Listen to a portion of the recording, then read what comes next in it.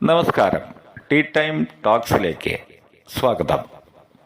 പൂമ്പാറ്റകൾ കോഴിക്കോടിൻ്റെ മണ്ണിൽ.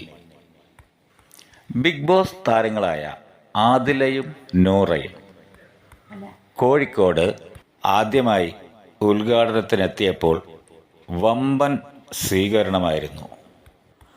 നൂറയുടെ നാടായ കോഴിക്കോട് ഒരു മേക്ക് ഓവർ സ്റ്റുഡിയോ ഉദ്ഘാടനത്തിലെത്തിയതാണ് ആദിലയും നൂറയും.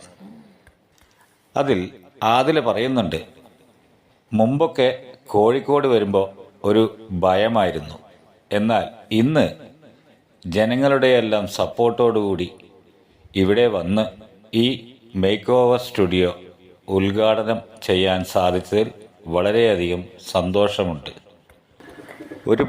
ഒരുപാട് പ്രശ്നങ്ങളിൽ കൂടി കടന്നുപോയവരാണ് ആദിലയും നൂറയും. പലർക്കും ആ സ്നേഹത്തെ അംഗീകരിക്കാൻ സാധിക്കാതെ പോയി.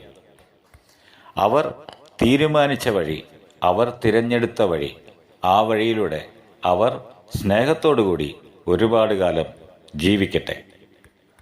Okay, bye. നമുക്ക് വീണ്ടും കാണാം.